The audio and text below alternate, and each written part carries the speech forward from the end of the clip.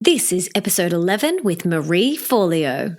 The Melissa Ambrosini Show. Welcome to the Melissa Ambrosini Show. I'm your host, Melissa, best-selling author of Mastering Your Mean Girl, and I'm here to remind you that love is sexy, healthy is liberating, and wealthy isn't a dirty word. Each week, I'll be getting up close and personal with thought leaders from around the globe to uncover the habits, mindsets, tools, and rituals that they have used to become world class so that you can create epic change in your own life and become the best version of yourself possible. Are you ready, beautiful? Named by Oprah as a thought leader for the next generation and one of Inc.'s 500 fastest growing companies, Marie's mission is to help you become the person you're meant to be and use your gifts to change the world. She is the creator of the award-winning online show Marie TV and founder of B School. I first discovered Marie 5 years ago when my bestie Jess told me to check out this awesome American chick who did these epic and inspiring videos. Soon after, we both did her business program B School and headed to New York for one of her live events. It's safe to say we became Marie obsessed, absorbing everything she said and put out. Then when we met her in person, we were blown away. This chick not only walks her talk, but she is one of the nicest humans on the planet. So generous with her time and truly does want to help you. And above all, knows a lot about how to create a business and life that you love. Now, in this episode, we chat about how she built her multi-million-dollar empire, how Marie got to where she is today, how to turn your passion into profit, how to find your passion in life, how to move through money and abundance limiting blocks, what her parents' divorce taught her, how Marie personally juggles the dance between the masculine and feminine, how she creates community and culture with her virtual team all over the world, how to build and hire an epic team, this is really important, why giving back and being a people-based business will skyrocket your profits, what Marie is most recently grateful for, her daily routines and non-negotiables, plus so much more. Everything that we mention in this episode you can find in the show notes at www.melissaambrosini.com/11. I am so excited for you guys to hear this episode, so let's dive in with this divine woman, Marie Forleo. Welcome, Marie. I am so excited to have you here with us today, and I'm so grateful and so honored. Melissa, thank you for having me on. It's my pleasure. Before we dive in, can you tell us what you had for breakfast this morning? Yes, I had eggs with lentils and spinach and onions. That's what I had. Yum. I am so grateful that you're here. And one of the mottos for the Melissa Ambrosini Show ends with wealthy isn't a dirty word. Now, I believe it's our birthright to be wealthy in all areas of our life so we can truly enjoy what this beautiful playground called Earth has to offer us. Now, you have clearly found your path and purpose and mission in this world. What are some of the best things this has done for you and how you live your life? I think on a most basic level, it's really allowed me to contribute more. And I feel like exist in a state of love and connection and wanting to help people, connect with them, and find ways that I can really help improve the quality of other people's lives. I think that's probably one of the most profound impacts, that creating a life where you can experience wealth, of course, financially, but also spiritually and physically and emotionally. That's what allows you to do. You have so much inside of you that you can't help but want to share it with others, connect with others, and find a way to lift others up. Did you struggle at the start, like spiritually, getting your head around this wealthy word? I remember when I first started on my journey, I almost didn't want to charge for my services. I thought that was, not the right quote unquote thing to do. Did you struggle with that? It's an interesting question. I definitely had a lot of baggage around money, but for me, I had an early money story from the time I was about 7 or 8 years old when my parents got divorced. And from my perception and my perspective as a very young child, the reason that they were getting divorced was money. So I linked up in my brain and I made myself a promise that when I was an adult that I would do whatever it took to earn enough money so that money would never be a source of pain again. So when it came time for me to start my own business, while I wasn't necessarily comfortable charging at first, because you have to understand, when I started my coaching business, I was all of 23 years old, and I was very aware of the fact that I had barely lived any life yet, and that I was completely new in my field. So for me, it was less about the money baggage of charging, and it was more about understanding I was new and green in the game, and I wanted to gain skills and really gain a sense of genuine confidence that I could help people move their lives ahead before I felt very comfortable charging. So what I did was I chose to make money in ways like bartending and waiting tables and being people's personal assistant, and honestly, any honest work I could find to help keep a roof over my head and keep food on the table. So for me, it was less about feeling kind of uncomfortable charging people for my services. And it was more about wanting to feel in integrity that what I was offering, it was worth it. And do you feel like those money blocks or abundance blocks, do they still pop up for you today? And if so, yeah, how do you move through them? Because, for me, I had many money blocks. I'm like you, I'm half Italian, and my parents migrated to Australia when my dad was really young, and they had to hustle. They really, really hustled. And, my dad quit school when he was 15 and went and got a job so that he could contribute to the family. And so they had this hustle, this really got to work hard. And so when I formed my own beliefs, I had that same belief that you've got to work really hard, that you've got to push, that you've got to do something that you don't love in order to make money. And I had to do a lot of unlearning and reprogramming of my money beliefs. When yours come up now, how do you move through them?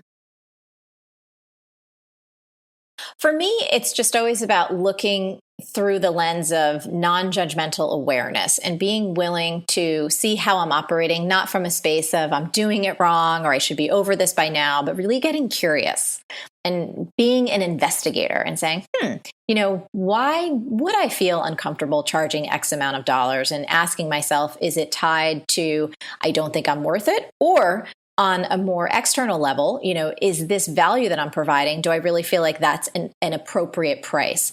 So for me, these days, it's really about that non-judgmental awareness and having the ability to have some compassion for myself and to know that, sometimes it's not always an internal money block. Sometimes it's just about being appropriate to what's happening in the world, in the marketplace, and making sure that I feel aligned on every level when I'm dealing with money.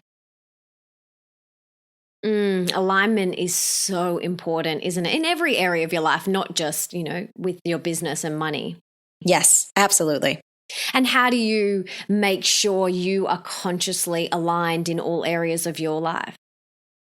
Well, for me, my intuition speaks so loud, Melissa. If something isn't right, I physically start to get ill, or I'll stay up all night thinking about it. It really doesn't get to that point anymore, because if something doesn't feel right to me, I can't go more than an hour or two, until I kind of parse it through and I'm able to get clear, like, what's not sitting right with me about whatever situation?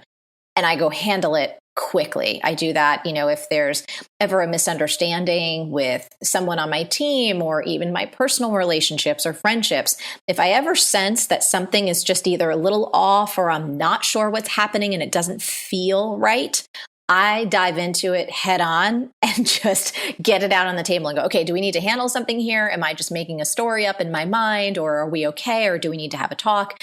And 9 times out of 10, it just handles things immediately. I always say there's always a price to pay when you ignore your intuition. There's always a consequence. And no matter how spiritual you are or how much you meditate, you cannot defeat that. Like, it does not matter how much you try and trick it and you're like, oh no, but, or justify it to yourself, that every time you ignore your intuition, there is always a price to pay. And I'm like you too.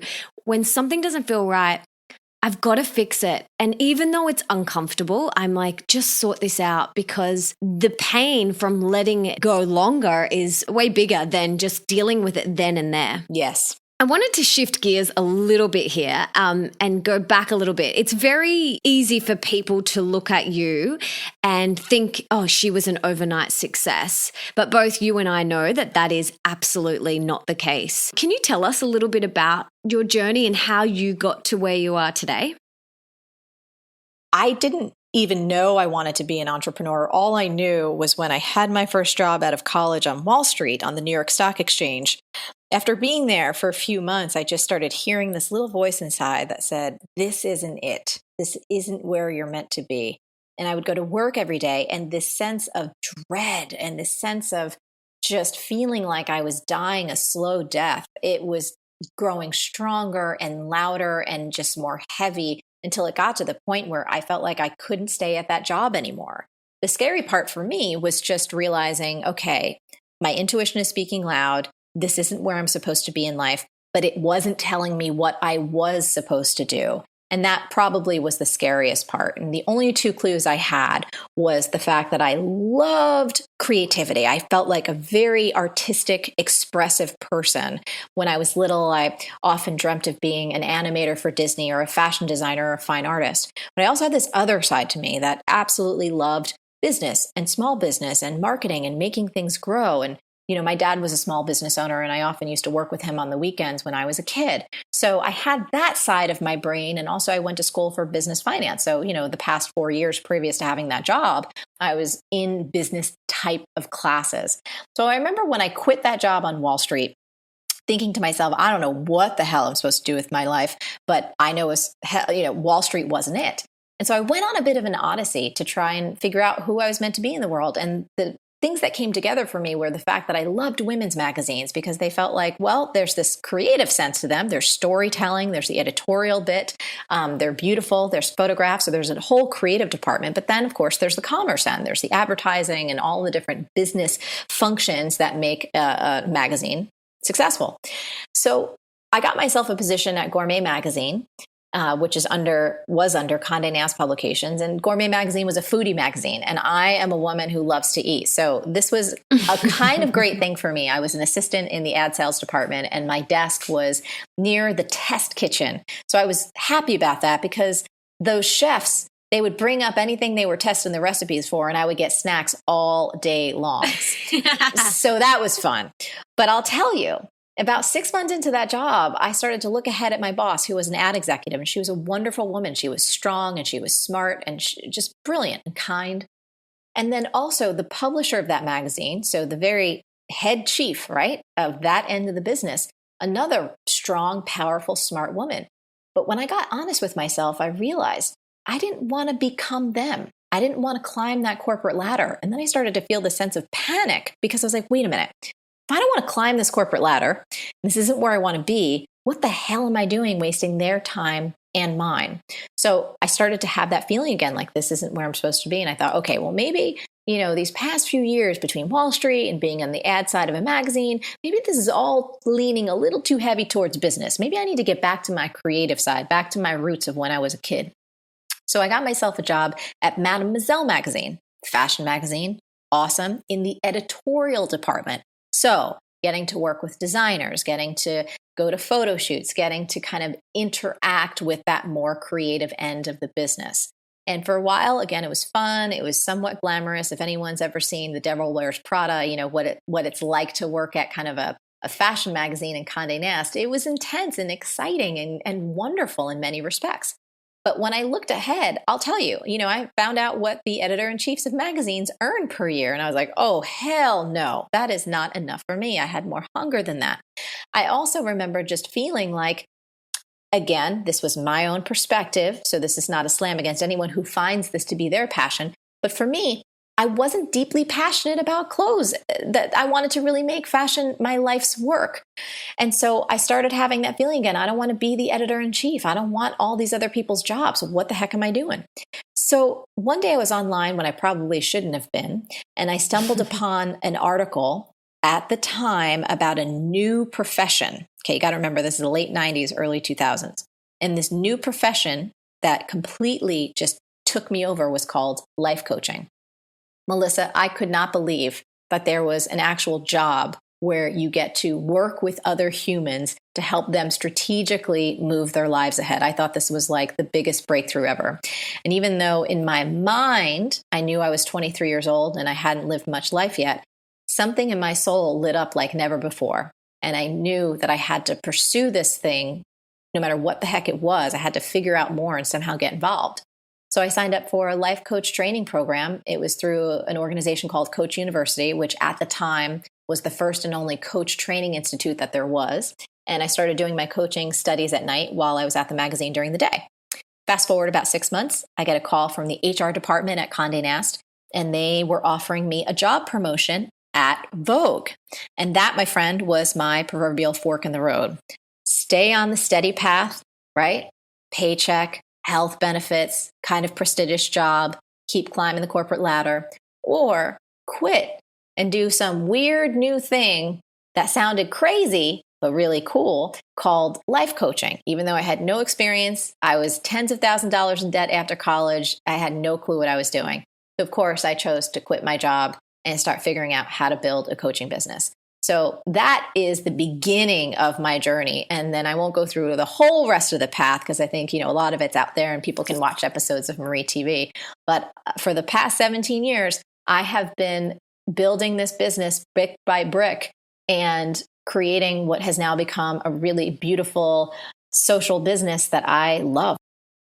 And I just want to reiterate, 17 years, people, 17 years. I think what makes people successful is that they just don't listen to that inner critic. I call it your inner mean girl. That's that voice that says, you can't do this and you're not good enough and you'll never do this. I'm sure you have had a very loud inner mean girl throughout those 17 years. But the difference is that you kept on showing up. And that's what makes someone succeed, is that they have that fear, they feel the fear, they do it anyway. So I'm just so grateful that you have done that. And I just want to reiterate again, like 17 years, it's very easy for people to just go, oh, she had it easy, or she's, an overnight success, or she had money behind her, or something like that. It's very easy to judge, but we don't know what goes on behind closed doors. And unless we say it, no one knows that you have worked your buns off for 17 years to build this amazing, conscious business, this heart-centered business and life that you are so proud of, and it's just amazing. So I just want to commend you for continuing to show up. It's really awesome. Thank you, Melissa. And I will say, I think this is true for all of us. Tenacity matters more than tactics. It really, really does. Tactics change, platforms change, all the things that you could do change. There's no magic formula. It really is about persistence and tenacity. Now, it doesn't mean that you can't be strategic and you can't be smart and intelligent about how you use your time. But I think people overestimate the importance of quote unquote formulas or systems or secrets, and they underestimate the power of just sticking to something day in and day out and never letting yourself quit. Exactly. That's really, really powerful. And one of the most common questions I get asked all the time from my tribe, and I'm sure you hear this one as well, is what if I don't know what my passion or my purpose is, or how do I find it? What suggestions would you have, not only for identifying what your passion or your purpose is, but also knowing that it's really your truth and not just a fantasy idea or following the latest craze? Because that's something else that I see a lot of as well. Yeah. Well, here's the thing. Whenever any of us feel stuck where we are, this is probably counterintuitive advice, but I've seen it work time and time again. And I know this from experience in my own life and also with working with others. Ironically, showing up fully exactly where you are is the fastest way to get where you want to go. And what I mean by that is this. when you're feeling kind of stuck, or when you're in a job that perhaps is not your life's job, it's not your favorite, to start to train yourself to bring your A game to that job, right? So your full enthusiasm, your engagement, your attention, your energy, and you give it your best. What you start doing is actually training yourself to show up more fully in each moment, which begins to open the channels inside of you. So your creative channels, you'll start to get downloads about what you might want to do. You'll start to get indications of what you're really good at. You're going to start to notice your strengths, meaning things that come so naturally to you. And other people start to take notice, like, wow, did you really just get that done in 5 minutes? This is amazing. I had no idea you could do it. But when we're a walking complaint, Melissa, when we're constantly just poo-pooing everything around us, when we're thinking, well, this isn't the thing I should be doing and everyone else has it better and I can't figure it out, we're so caught in our head and we're in such a negative energetic state that we don't really give ourselves the chance to have something come to us or to have that knowledge or that intuition be revealed in a way that's organic and true. So when you're coming from your mind and you're looking around at other people and you're comparing yourself, it's very likely that you'll start to get sucked down, like what you said, a trendy idea or something. Everyone else is making money doing this, so I should too. But when you train yourself to show up fully in each moment and bring your A game, like this moment is it, this is my life, and I'm going to bring the best I have, no matter what the outside circumstances are, all of a sudden, your energy starts to shift, right? Then you start to pay attention to what really feels good to you. And I'll say, people respond to you differently. I'm sure people listening have had this experience. You might have gone out into the world, and whether it's a grocery store or you were in a hotel or you were someplace where perhaps you interacted with someone and you didn't really expect them to bring passion to their job. Yet when they did, it completely changed your day. Now, I know as a business owner, at this stage in the game, whenever I run into someone, again, at a restaurant, at a bar, in a grocery store somewhere, and someone shows up with their A game, doing what could be perceived as a somewhat simple service-based job, but they do it with such excellence and with so much, you're like, who are you? Can I hire you? Like, I need to know more about who this person is. So there are so many different benefits that come from having that practice of shifting your energy and showing up fully exactly where you are, because it is the fastest way to get where you want to go, which includes discovering your passion or your strengths or what your next move should be. I love that. I had another friend say to me the other day, okay, I realize now that the path that I'm on isn't my truth, but I'm not willing to just quit. And I said, okay, all right, you don't have to do that. Well, like what you just said, I said, look, what we've got to do is bring your A game to this job and start to explore some of these other ideas that really light you up. And you become a magnet and you vibrate at a different frequency. And since then, she's really started to uncover these things that she was passionate about as a child. And she's like, well, maybe I could explore this, or maybe I could do this. And I think it's Eckhart Tolle. He says, you've got one of two options in every situation. You either change it or you accept it. And insanity is sitting in something and continuing to whinge about it. And I always say, look, if you're going to be in this job or if you're going to do this, bring your full self to it and feel gratitude for having this, because some people don't even have that. Yeah, absolutely. 100%. And how, your life is happening moment to moment. It's not going to come. We all have this fantasy of the future, but if you really break it down, the future only shows up as a moment of now. When you get in the habit of engaging with your life fully in each moment and training yourself to manage your state, to be enthusiastic, to be grateful. And this isn't about being fake. We are human beings. Sometimes we're going to feel sad. Sometimes we're going to feel depressed. Sometimes we're going to feel a little bit tired, and that's fine. It's not about being fake or forcing yourself to be something you're not. But I think all of us have the experience, right? You can be in a somewhat cranky mood and you're pissed off or whatever's happening around you. And then you get a phone call, from someone you like, and instantly you're able to change your mood. Instantly you're able to change your state. Well, why not give ourselves that ability, not when someone else calls, but when we catch that we're just being a little cranky for no good reason. Again, this is kind of holding to the side when you really do need to take a nap, or when you need to just sit for a little bit, or perhaps you need to vent to a really good friend because you need to let that energy out. That's fine. But what I'm talking about here is recognizing that we have so much more control over our energy and our state than we recognize. And the more that we train ourselves to be as joyful and enthusiastic as we can be, that's really our birthright, the more our lives drastically change. I love what you said. We are human and we're going to feel cranky and we're going to feel tired and depressed at times. This isn't about being happy and rainbows and butterflies all the time. How do you personally move through those moments of feeling down or angry or tired? What are your go-to strategies to help you move through that? So for me in the past, I would sit in that frustration for maybe days, weeks, if not months. Now I'm able to move through those feelings a lot quicker. How do you personally move through those? There's a couple of different methods, and I think it really depends on context. So if something is happening in the business and there's someone I can talk to say, hey, this feels really frustrating. What can we do to eliminate this frustration? Like, what's really happening here? Let's unpack this together. So that's a really tactical way where it's not like I'm unleashing anger at someone else, but I'm actually reaching out to say, hey, we all feel this is frustrating. What do we need to do to take care of it right now so we can move ahead and create a space of joy? If it's something that I'm just generally frustrated about in my life, and I feel like just giving it a little bit of airtime with Josh or with a good friend can help me gain a new perspective, like, just say it one way and then be able to see it from a different point of view, that's also helpful. But I will say this, and this is probably one of the best quotes, and it's not mine, that I've ever come across, and I think it's Neil Donald Walsh. The struggle ends when gratitude begins. So anytime you're finding yourself in a place of struggle, the moment you can catch it and you can look around and say, what am I grateful for in this moment? And it could be something simple. The fact that you're breathing, the fact that the sun is out, or that you have a warm sweater on, or that there's running water in your kitchen. It does not have to be anything grandiose.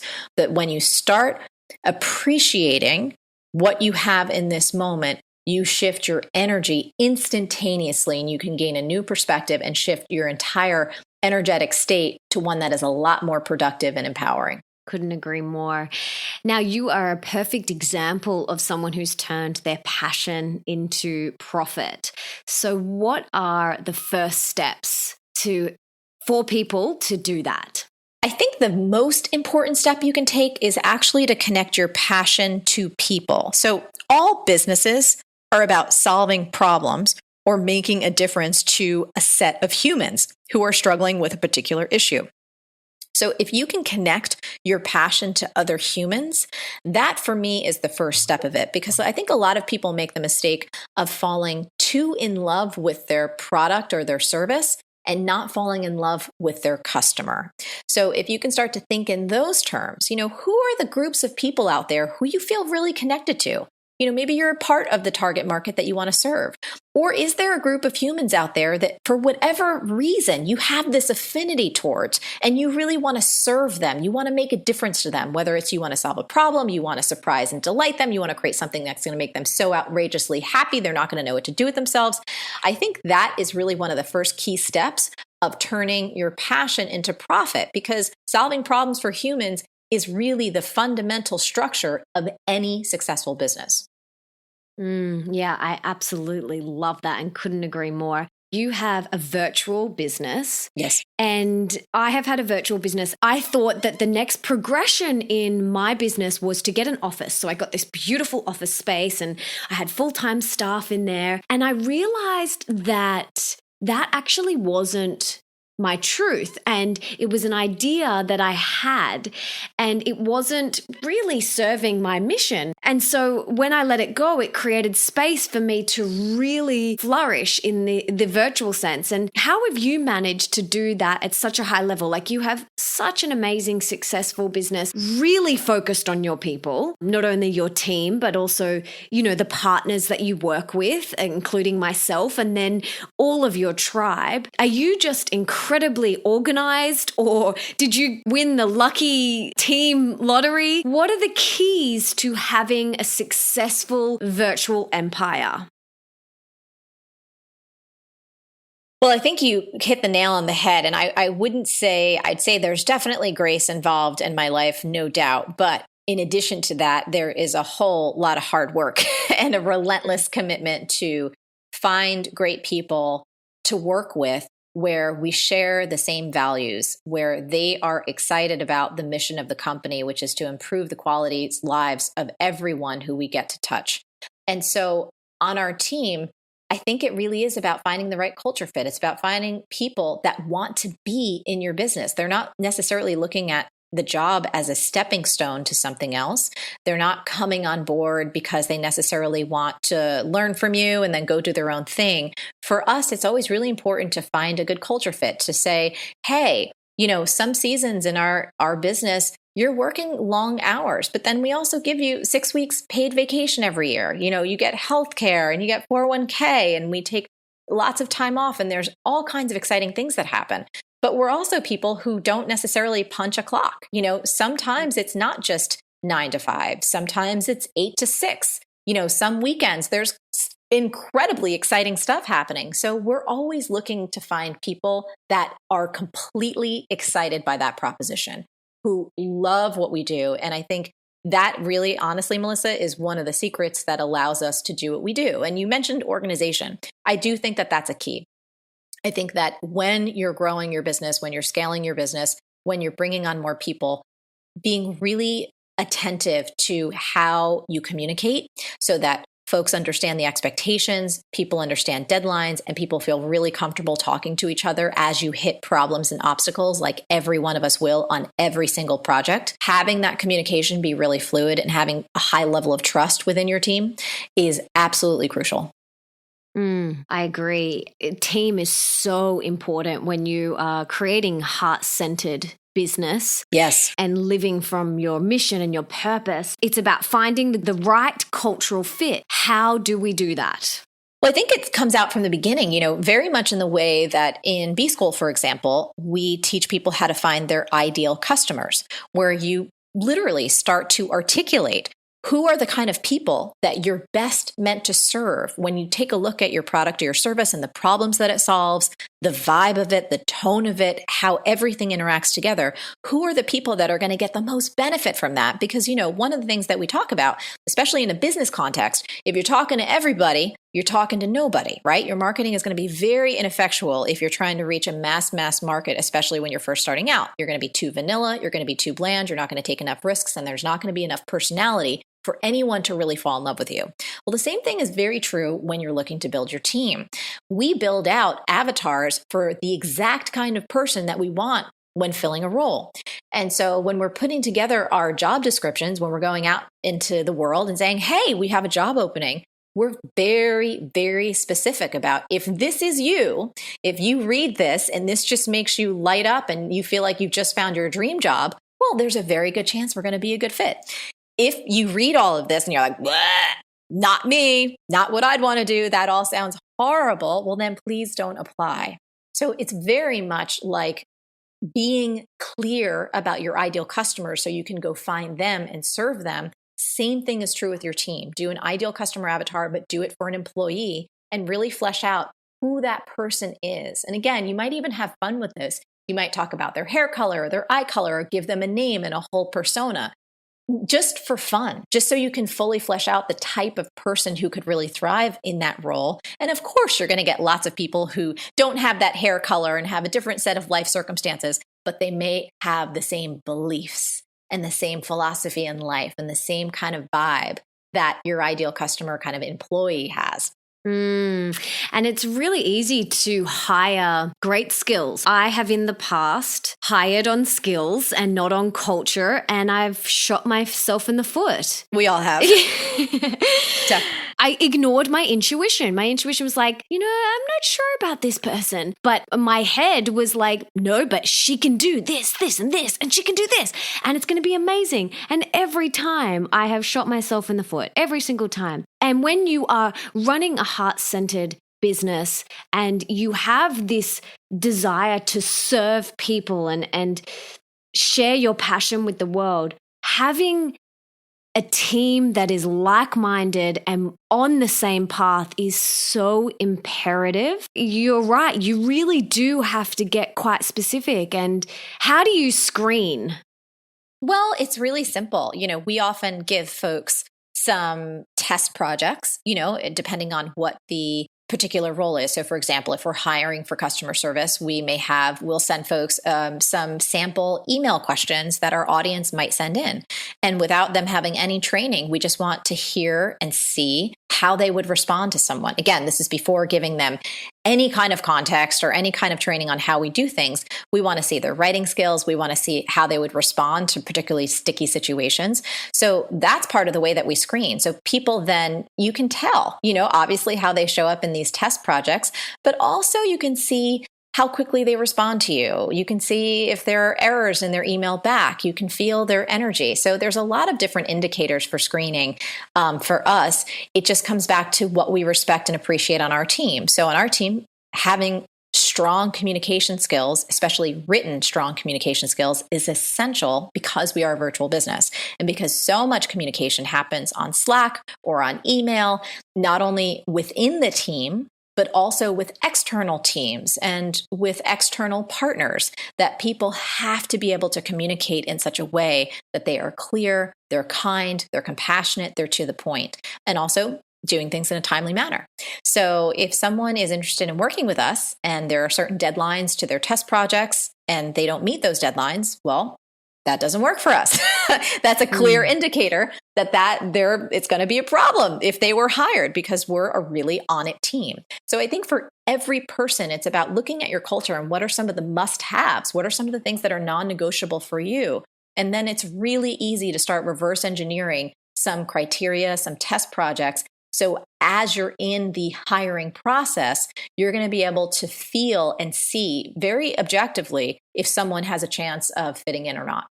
And how important do you think being mindful of their limiting beliefs? This is another thing that I see a lot. People have said to me in the past, well, living my passion and purpose isn't for me. It's for someone else, someone more special, or someone luckier. Do you feel like that's the case? Or do you feel like we are all equal and all worthy of experiencing what we truly want to do in the world and sharing that with the world?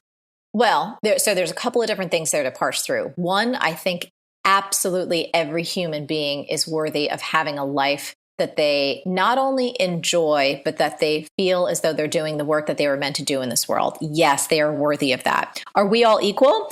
Absolutely not. I mean, if we think about it, every single one of us is not equal in our intelligence, right? We're not equal in our energy. We're not equal in a lot of different areas, but we're all worthy. And we all have unique talents and gifts that are meant to be shared in this world.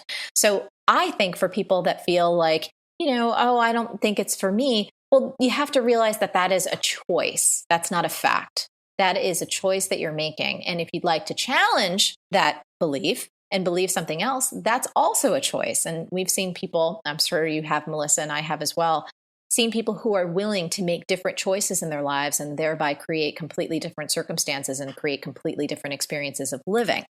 But I do believe every single person is worthy.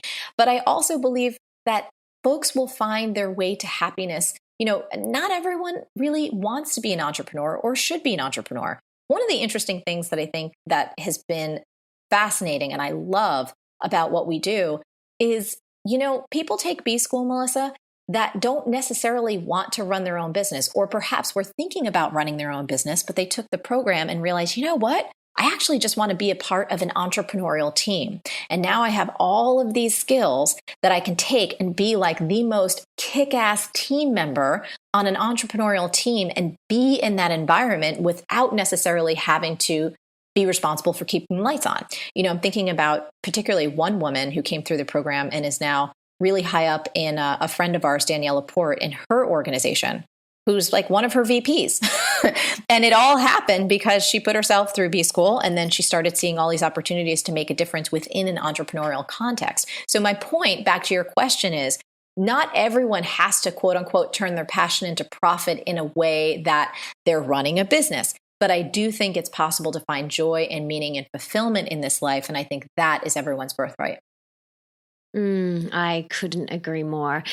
Some of my favorite thought leaders conflict on whether or not now we should give from that overflowing place, or we should always take care of ourselves first. Financially, this is, Dr. John DeMartini says, take care of yourself first, as well as some of the other classics like Napoleon Hill from Think and Grow Rich and Wallace D. Wattles, who wrote The Science of Getting Rich. I'm not sure if you've read those books. Now, do you believe that we should take care of ourselves and our families first financially before we are able to give and really make a difference and be of service to other people? Or can that be built in from the start? Is it like self-love? Like, can you only truly give from that overflowing space? Or do you feel like it is something that we can start to implement at the very start? I'd love to hear your thoughts on this. 100% you can implement it from the start. And I want to really give this some context. So making a difference to others, while I know we are talking in a financial sense right now, that is not the only way to make a difference, although we can cover that. And yes, I do feel like you can do that right from the start. I absolutely do. One of the most important things in this world is to realize that there is more than enough to go around. There is more than enough food to go around. There's more than enough love to go around. There is more than enough compassion and empathy and understanding. There is more than enough money to go around, and there's more than enough opportunity for everyone. I really do believe that the more as a society that we can start to really peel away at this myth of scarcity, the more just and harmonious the world will become. And when it comes to business owners, you don't have to set your business up to give away half of your profits. You don't need to have a one-for-one model like Tom's or Warby Parker. You could choose to do, if let's say you're a life coach, you could choose to do one session a month pro bono for someone who would not necessarily be able to afford your services. Or you could go find a local nonprofit. Maybe there's people struggling to get back on their feet, and perhaps life coaching services you can just drop in once a month and just offer your skill set, offer your humanity, offer your compassion. There are so many different ways, Melissa, to quote unquote make a difference and give back. And I think waiting is the worst idea in the world because it reinforces that there's not enough, when in reality, there always is. Even if you have a little piece of bread, all of us, right? If you had someone next to you who was hungry, most of us would tear our piece of bread in half and go, here, have this, share it with me. I think that when you train yourself to know that there is more than enough to go around, even when you don't have all your pieces of your life together right yet, I actually think that being generous in those states is what helps you get your life together. I remember when I first made a commitment to start giving away a portion of profits, I was at a point in my business where things weren't together yet. In fact, every time I opened my checkbook, I was still terrified that I wasn't going to be able to make rent every month. That, at the end of the month, it was like looking a little bit scary, like, oh, is everything all these checks going to make it? I was still bartending. I was still waiting tables. I was still doing a lot of other things to keep my business afloat. But I remember making the decision saying, you know what, if I'm ever going to handle this scarcity bit in my own life, I need to start behaving on what I know to be the truth with a capital T. And that is that there is more than enough to go around, especially when it comes to money. And when I made that decision, I can tell you without a doubt that that was the beginning of me being able to be an adult and fully responsible around money. And it was the beginning of it coming to me in much larger quantities than I could have ever imagined. That is so important. And when I look at you and your business and B School, you are incredibly generous. And I know you work very closely with Pencils for Promise and some other amazing organizations. And I think what you said is so key. When you really finally made that decision, that's when the abundance started to flow rapidly, which is so beautiful. And I feel exactly the same. I feel like another area of your life where you're incredibly generous is with your partnerships. Now, you have an amazing rapport and loyalty like I've never seen before with your partners or affiliates that promote B School each year. Obviously, this has a huge impact on your business and your life. So what have been the secrets to growing such a devoted partnership program and relationships with your partners? And how much of an impact has the affiliate model had on your business? Well, I'll tell you, the secrets that we use are not really secrets at all. I try and think about our affiliate partners as our really respected and trusted friends. I am looking out for our partners because I know what it takes because I've done it and we're still doing it. It takes a lot to grow a business from the ground up, and to be able to build trust with an audience takes an enormous amount of time and effort and energy, and it's a precious thing. So for me, we're always coming from the space of how can we do right by our partners? How can we give them all the tools that are needed? How can we be completely transparent? How can we let them know that if they are putting their trust in us, meaning they're willing to say, hey, you know what? I did this great program called B School. I believe in this thing. I think you should go check it out. We are going to take care of those people that you send us like gold. We want them to have all of the information at their fingertips. We want them to feel extremely taken care of, and we want them to know that they're safe with us. So for me, that's our lens through affiliate partners. It's not just about making money. It's about changing lives, because any affiliate partnership that we have, like folks like you, Melissa, it's like, we know you. We know you intimately. We know you personally. And all of our partners are honestly handpicked. We don't have an open partnership program. You can't just say like, hey, I want to promote B School. Like, that's not going to fly. So I think our partners really feel that, and they know that we're always trying to do right by them. Are we perfect? No, but we're trying to take feedback. We're trying to learn. We're trying to evolve with the times, and we're trying to let everyone in on everything that we're doing to make their experience better and to make the experience, most importantly, of our customers better. And I think that's really the secret. The secret is integrity and caring at every single stage of the game, and letting people know this is exactly how things work. Nothing is hidden. If you ever have problems, you can come to us and we will handle it together like a team. And your second question was about how much impact this has had on our business. I'll tell you, when I started B School back in 2010, I just realized, Melissa, that was at a certain part of my journey. It was like Marie TV didn't really exist yet. In fact, I don't think it was existing at all. And I was proud of the audience that I'd built at that time. But I was extremely aware of the truth, which was there were billions of people in the world, and I was only reaching a couple tens of thousands of them. And I had this great opportunity to teach people how to create and run a meaningful, profitable business.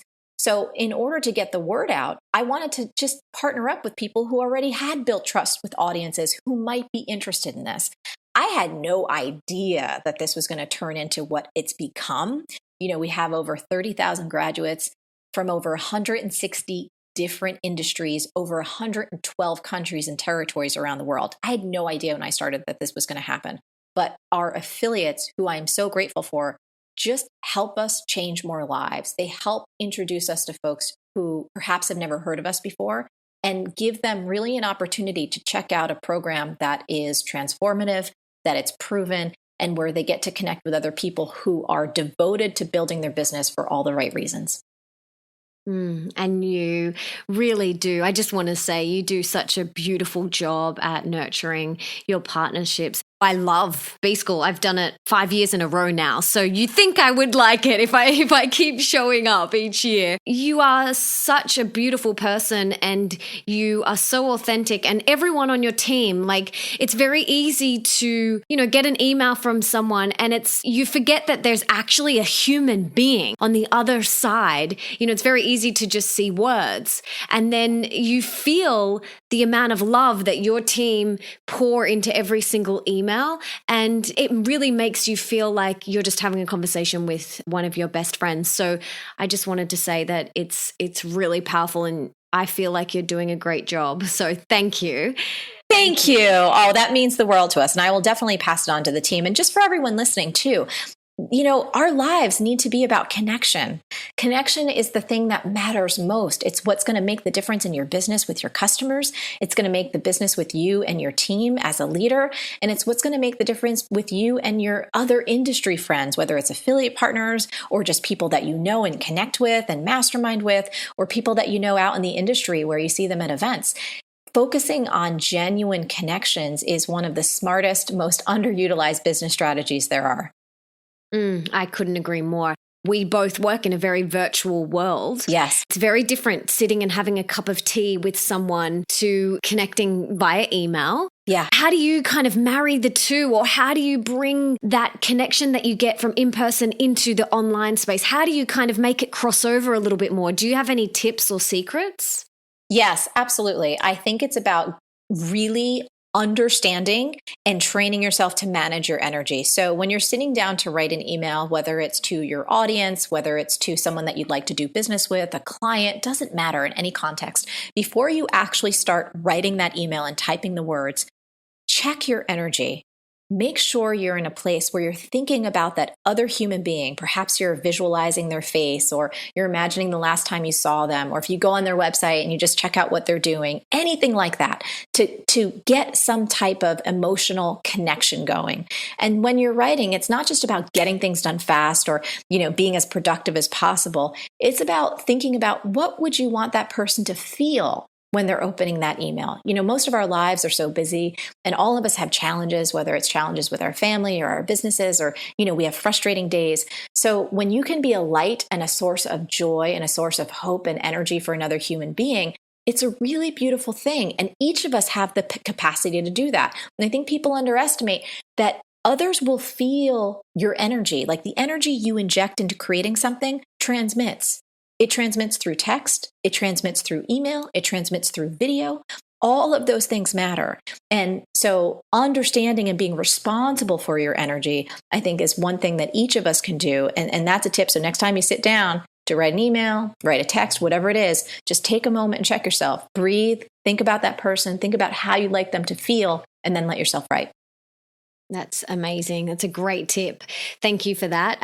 Something that I've started to do is send voice messages instead of text messages, because I want my friends and my team to hear my voice. It's very easy to kind of read things differently. So if I, send them a little message saying, "Hey, beautiful, have you done that email yet?" Like, they can hear in my tone that it's not like aggressive, or I'm just asking if they've, it can come across so differently. So that's something that I've started to do.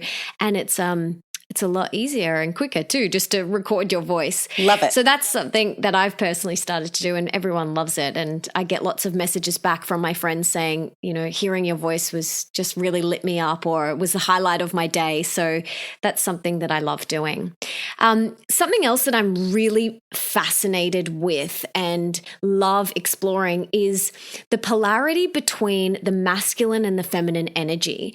And because when I first started my business, I was very much in my masculine energy and really striving and really go, and really taking on board more of that yang.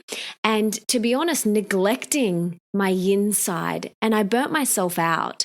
I'm interested to hear, has that something that you've experienced? And if so, how do you kind of as elegantly as possible, dance between both that feminine and masculine, and because we all have both of those energies within us, and I would be curious to hear how you kind of dance between the two, and if that's something that you struggled with at the start.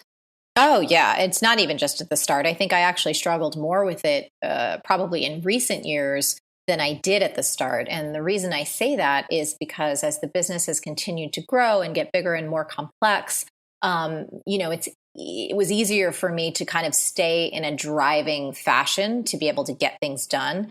And and I frankly don't know many women who have not struggled with that on some level, or it's not a recurring theme that comes up from time to time. I don't think it's something that you handle once and that you're completely over. I think it's something that all of us have to keep an awareness of. And for me, the dance really comes down to awareness. The dance comes down to realizing that I can communicate better with my partner, where if there needs to be a time where it's like, hey, interruptions for me right now just really wouldn't be great because I need to kind of dive deep and focus and stay in this world for a little bit. That's a lot easier for Josh to know about at the onset if I let him know, versus him coming into a room where I'm working. It's like, what do you want? So it's things that I've learned through doing them the wrong way. It's definitely taken time and practice, and also, eating a bit of humble pie to realize I don't have it all together all the time, and to recognize when I can get really bitchy or when I can be really snappy, and how it's not good for my relationship. And more importantly, it's not good for myself. not good for my creativity. It certainly doesn't produce things faster. In fact, slows things down. So for me, it's just been a continuous journey of awareness and also self-compassion, recognizing that driving, forcing, pushing has its place sometimes, but you shouldn't be in that state all the time. When you notice that you're in that state, do you have any things that you do to personally get you back more into your feminine? So for me, I live on the beach, and something that really helps me is being in nature. And, whether I go for a swim or whether I just feel the grass under my feet, really helps me kind of get out of that more masculine drive, go, go, go, and really step back into my more feminine. And even things like having a shower and just rubbing some coconut oil on me. Do you have any go-to tips or tricks that you do to help you kind of get back into your feminine? 3 things, really. 1, I've gotten to the place now, again, because I've made the mistake so many times and I've been so not good at this, that these days I'm fairly good at shifting my energy just through awareness, like catching myself before I keep going. I can just take a nice deep breath and then completely shift the energy in my body. 2 is exercise.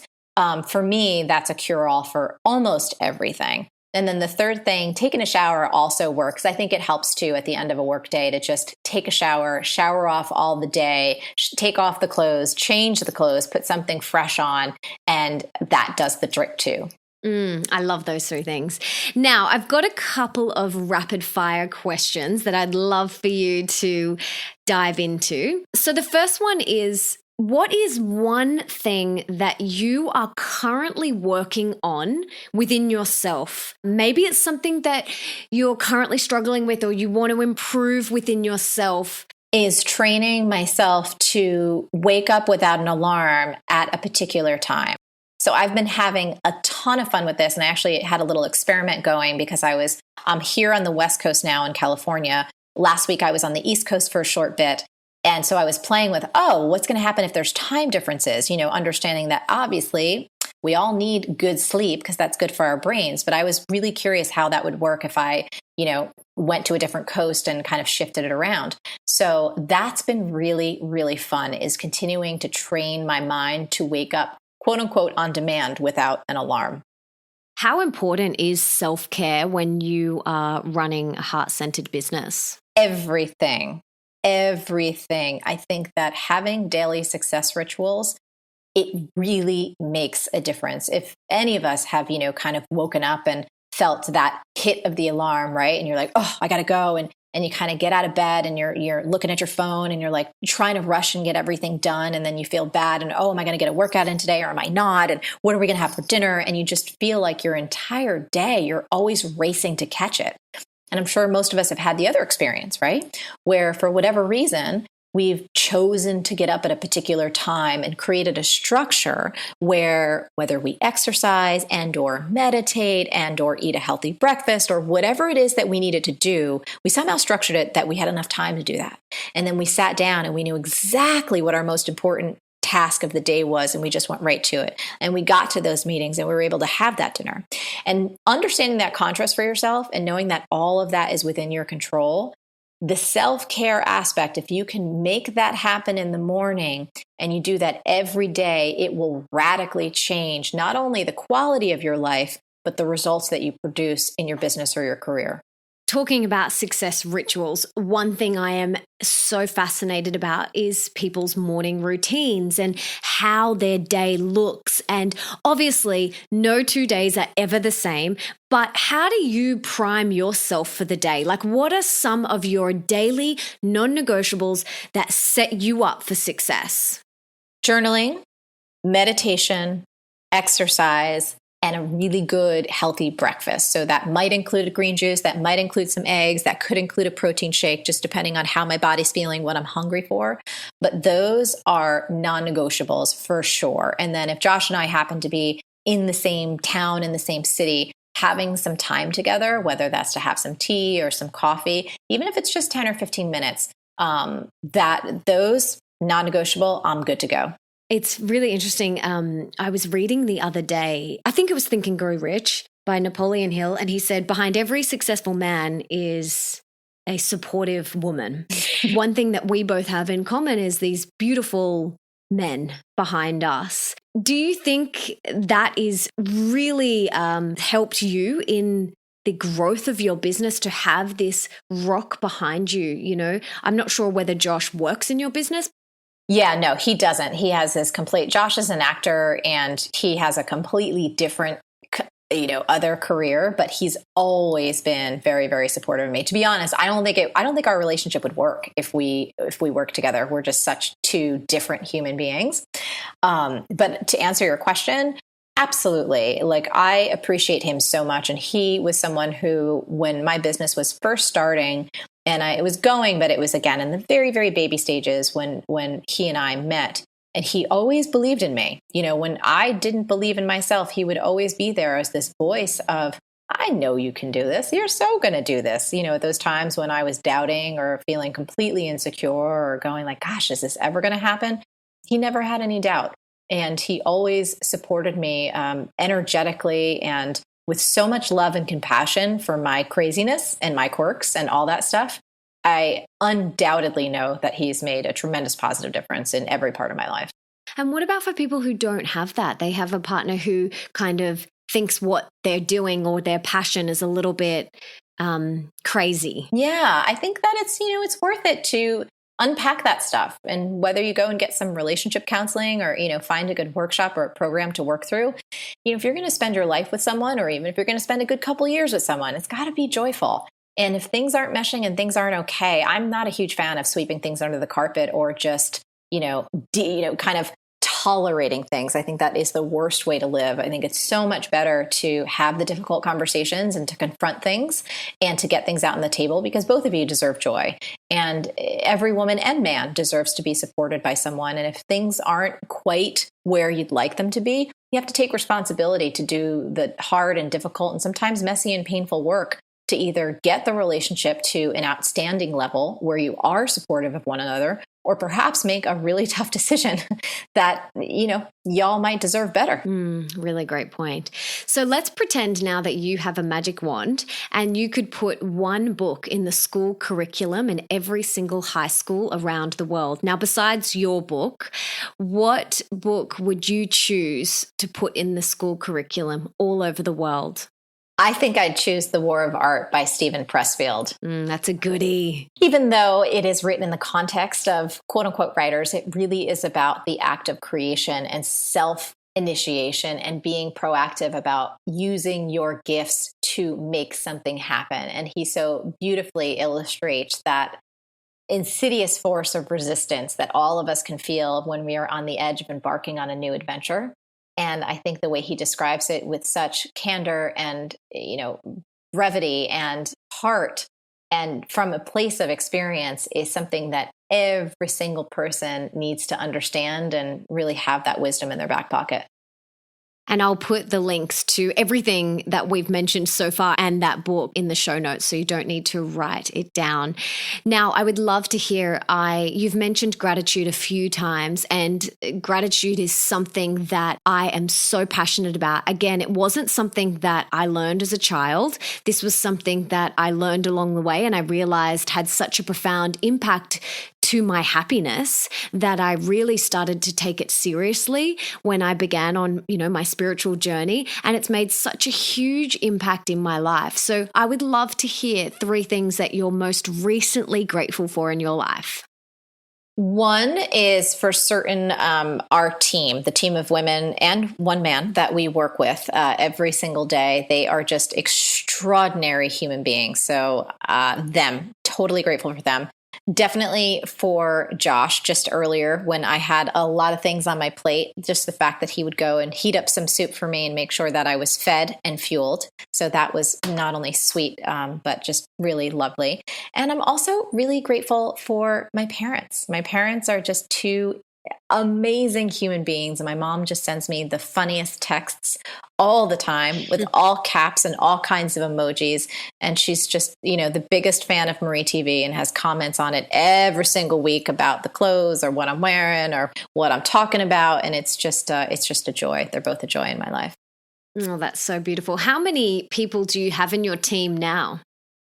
I think we are, well, including our seasonal team now, we're probably close to 15 or 16, but we have a lot of flexibility. So sometimes if we're working on more projects, we can work with some satellite teams that we'll pull in. And, if it's more of a slower season, some of our seasonal staff will go work on other projects. But there's probably about 10 or about 15 right now.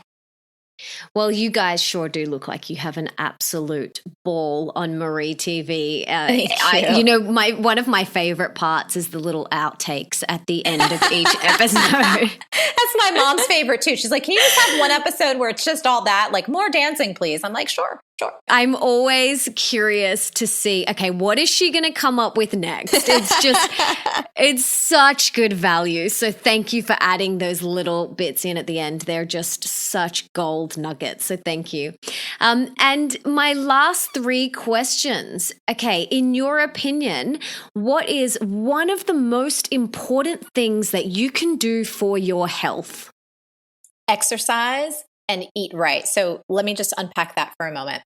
If you really want to reshape your body in terms of, hey, I would really love to perhaps lose a little weight or get a little reshape the body in the way that you want to, pay more attention to what you're eating. I think people really underestimate how important your nutrition is when it comes to those things, and they overestimate the importance of exercise. Now, when it comes to exercise, however, when it comes to your health, your mental health, your emotional health, how strong you feel in your body, nothing beats that daily exercise. Yeah, I agree. They're 2 of my daily non-negotiables, so I agree with you. Now, what is one of the most important things that you can do for your wealth? So your career and your passion, or your financial wealth? What, in your opinion, is one of the most important things? Continue to educate yourself around money. I don't think it's a subject that we spend nearly enough time on. And if you just investigate wherever you're at with your money right now, whether you're in debt or you're saving or you're investing for the future or you want to, greatly expand your wealth, just honestly get aware of what your financial situation is and then get educated to grow to that next step. I think that's really important. I see a lot of people who kind of finish school and then they kind of think, oh, I'm done with studying.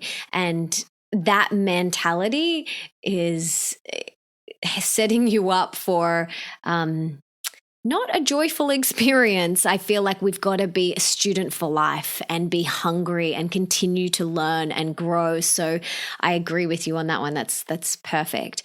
And finally, what is one of the most important things that you could do for love? Listen.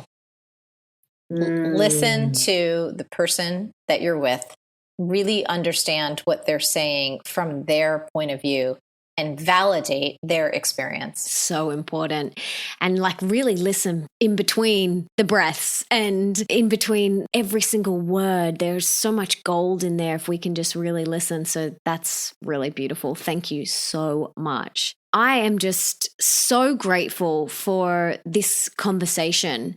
I bring people on this show that I love and that I admire and whom have been a really big part in my journey. And you have definitely been a huge part of my journey and my growth over the past 5 years. And I just am so grateful. And I want to honor you for the work that you do, for continuing to master your inner mean girl over the past 17 years and continue to show up and put out all the work and the love that you do.